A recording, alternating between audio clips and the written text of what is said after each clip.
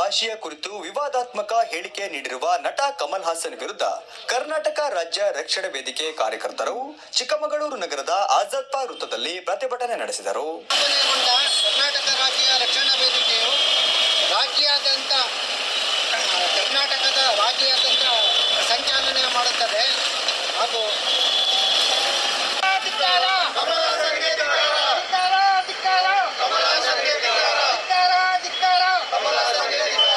ಬಹಿರಂಗವಾಗಿ ಕ್ಷಮೆ ಕೇಳಲೇಬೇಕು.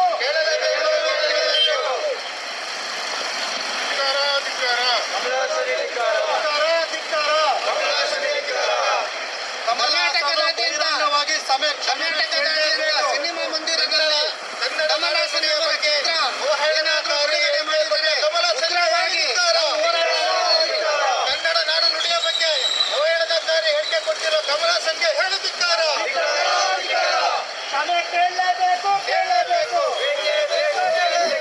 ಕನ್ನಡಿಗರ ಸ್ವಾಭಿಮಾನಕ್ಕೆ ಧಕ್ಕೆ ತರುವ ಹೇಳಿಕೆ ನೀಡಿರುವ ಕಮಲ್ ಹಾಸನ್ ನಡೆಯನ್ನ ಕರ್ನಾಟಕ ರಾಜ್ಯ ರಕ್ಷಣಾ ವೇದಿಕೆ ತೀವ್ರವಾಗಿ ಖಂಡಿಸುತ್ತದೆ.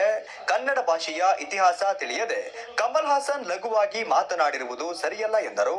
ಅವರ ತಗ್ಲೇಬ್ ಸಿನಿಮಾವನ್ನ ರಾಜ್ಯದಲ್ಲಿ ಬಿಡುಗಡೆ ಆಗದಂತೆ ಸರ್ಕಾರ ಕ್ರಮ ಕೈಗೊಳ್ಳಬೇಕು ಎಂದು ಕರ್ನಾಟಕ ರಾಜ್ಯ ರಕ್ಷಣಾ ವೇದಿಕೆ ರಾಜ್ಯಾಧ್ಯಕ್ಷರಾದ ರಾಜ್ ಪ್ರಶಾಂತ್ ಹೇಳಿದರು. ಇತ್ತೀಚೆಗೆ ತಮಿಳು ನಟ ಕಮಲ್ ಹಾಸನ್ ಕಾರ್ಯಕ್ರಮವೊಂದರಲ್ಲಿ ಕನ್ನಡ ಭಾಷೆಯ ಬಗ್ಗೆ ನೀಡಿರುವ ವಿವಾದಿತ ಅನಪೇಕ್ಷಿತ ಅಪಮಾನಕಾರಿ ಹೇಳಿಕೆಯನ್ನು ಖಂಡಿಸಿ ಕಮಲ್ ಹಾಸನ್ ವಿರುದ್ಧ ಕರ್ನಾಟಕ ರಾಜ್ಯ ರಕ್ಷಣಾ ವೇದಿಕೆಯು ಪ್ರತಿಭಟನೆ ಮಾಡುವುದಕ್ಕೆ ಎಲ್ಲ ಮುಖಂಡರು ಹಾಗೂ ಸದಸ್ಯರು ಇಲ್ಲಿ ಸೇರಿರುತ್ತೇವೆ.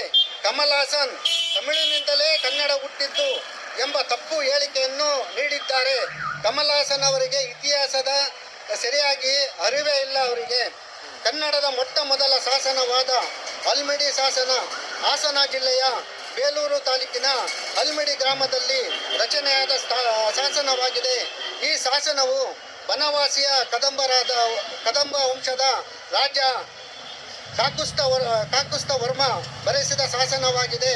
ಕಮಲ್ ಹಾಸನ್ ಕರ್ನಾಟಕ ಜನತೆಯ ಮುಂದೆ ಬಹಿರಂಗವಾಗಿ ಕ್ಷಮೆ ಕೇಳದಿದ್ದರೆ ಸೋಷಿಯಲ್ ಮೀಡಿಯಾದಲ್ಲಾಗಿರ್ಬೋದು, ಟಿವಿ ಮಾಧ್ಯಮಗಳಲ್ಲ ಆಗಿರ್ಬೋದು, ಬಹಿರಂಗವಾಗಿ ಕರ್ನಾಟಕ ರಾಜ್ಯದಲ್ಲಿ ಕನ್ನಡ ಜನತೆಯ ಮುಂದೆ ಬಹಿರಂಗವಾಗಿ ಕ್ಷಮೆ ಕೇಳಬೇಕು. ಕೇಳದಿದ್ದರೆ ಉಗ್ರವಾಗಿ ಹೋರಾಟವನ್ನು ಮಾಡುತ್ತೇವೆ. ಹಾಗೂ ಕಮಲ್ ಹಾಸನ್ ಅವರ ಚಿತ್ರ ಬಿಡುಗಡೆ ಮಾಡುವಂತಿಲ್ಲ. ರಾಜ್ಯಾದ್ಯಂತ ಕರ್ನಾಟಕದಾದ್ಯಂತ ಎಲ್ಲ ಸಿನಿಮಾ ಮಂದಿರದಲ್ಲೂ ಕಮಲ್ ಹಾಸನ್ ಅವರ ಚಿತ್ರ ಬಿಡುಗಡೆ ಮಾಡುವಂತಿಲ್ಲ. ಒಂದು ವೇಳೆ ಕಮಲ್ ಹಾಸನ್ ಅವರ ಚಿತ್ರ ಬಿಡುಗಡೆ ಆದರೆ ಉಗ್ರ ಹೋರಾಟವನ್ನು ಮಾಡುತ್ತೇವೆ ಎಂದು ಈ ಮೂಲಕ ಎಚ್ಚರಿಕೆಯನ್ನು ತಿಳಿಸಿದರು. ಪ್ರತಿಭಟನೆಯಲ್ಲಿ ರಾಜ್ಯ ಕಾರ್ಯದರ್ಶಿ ರವಿಚಂದ್ರ, ರಾಜ್ಯ ನಿರ್ದೇಶಕ ಮಂಜುನಾಥ್, ಸತೀಶ್, ಅರುಣ್ ಕುಮಾರ್, ನಟರಾಜ್, ಹಾಲಪ್ಪ, ಪೂರ್ಣೇಶ್, ಅಭಿ, ಉಮೇಶ್, ಭರತ್, ಚಂದ್ರು ಉಪಸ್ಥಿತರಿದ್ದರು.